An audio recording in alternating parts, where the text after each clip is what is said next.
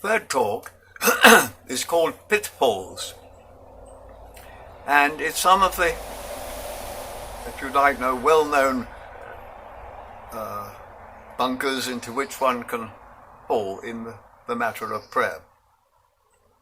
Can one pray a wrong prayer? Yes. In anger. Jesus had set out for Jerusalem and the disciples followed him. The usual route for Jews was along the Jordan Valley and to the hills up to Jerusalem, 3,000 feet above Mediterranean level. There was a shorter route over the hills of Samaria, but here was a deep hostility between Jews and Samaritans, who had on occasion committed atrocities in Jerusalem. The Jews insisted that the center of worship was in Jerusalem, and the Samaritans had their local centers, and Jews tended to avoid this route. Jesus and his disciples approached a village and sought accommodation. On learning the group were heading for Jerusalem, a welcome was refused, and there would be no accommodation or hospitality. James and John, the brothers who were nicknamed Sons of Thunder, short-fused might be our term, said, "Should we call down fire from heaven like Elijah did?" Jesus challenged them. You do not know what sort of mindset you have right now. It would be the wrong prayer for now. It's seldom right for negative prayer. They proceeded on their journey to Jerusalem. There's an old Christian saying, praying while angry is like pouring water into a bucket with holes. Can we pray a wrong prayer? Yes, a prayer springing from pride. Jesus invented a parable to illustrate this. The Pharisees were a reform movement, and like many movements later in the Christian church, it's very easy to slip into an arrogant frame of mind. I live by a strict code, and I want people to tighten up an easygoing way of life. The Pharisee starts, pray thus with himself. I thank thee, God, that I am not like other men, or even this. And he looks around the temple and he sees somebody who belongs to the tax collectors, but they're collecting taxes for the occupying Roman forces and are very unpopular. I don't do this and this and this. I do give tithes, 10% of everything. The publican, and the word did not mean a man who ran an inn, but one of the publicani, who were the tax collectors for the Roman authorities. And there was, I suspect, a racket with extra charges. At any rate, it was despised and perhaps even hated.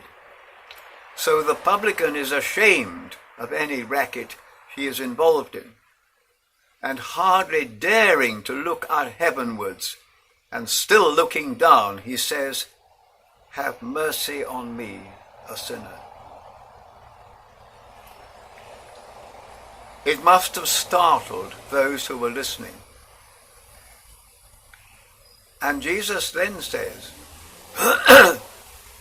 this man went down to his home justified more than the other. That must have been quite a shock to his audience.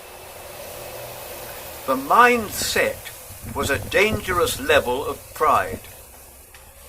There is another saying, the telescope of humility sees further than the lens of pride. To believe one is always right is a warning to others. This is very common, and I suspect is true of many of us at some time. And then there are other difficulties. In the letter of James, there is the suggestion that if prayer does not seem to be answered, perhaps one is actually praying for the wrong thing. So perhaps one needs the virtue of humility to discern what is to be prayed for.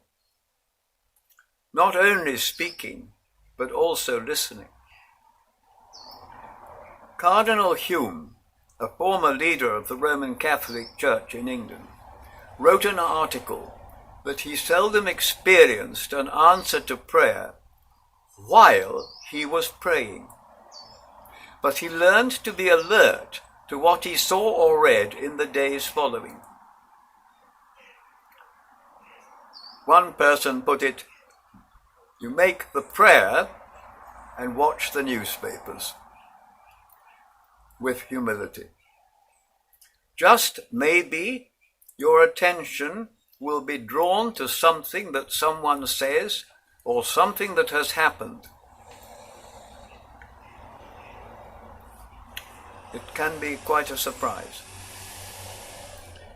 And then Jesus commends persistence, but not vain repetition, on the belief that the more you say something, the more likely it is that God will answer the prayer. It can be an absolutely sincere prayer, but something deeper or different is required by God. This is quite a profound level of error. When the Catholic priest, Father Kolbe, now beatified, was in the prison camp at Auschwitz, his mother was desperately praying for his release or escape. The prayer was natural, but the Lord needed to redirect it. And in one biography of him, it says that gradually Kolbe's mother came to understand that she should pray for a spiritual strengthening of his faith. It was the will of God that he should go the way of the cross and die on behalf of another prisoner. Later, Kolbe took the place of a condemned prisoner who was married and had a family. He and some others were condemned to death by starvation. Kolbe was the last to die and had done what he could to support the others. His mother's prayer was natural, but more than that was required, as had indeed been required of the mother of Jesus. And then there is perhaps one other pitfall. Not to confuse meditation with prayer. Meditation is reflecting on. Prayer is active. Amen.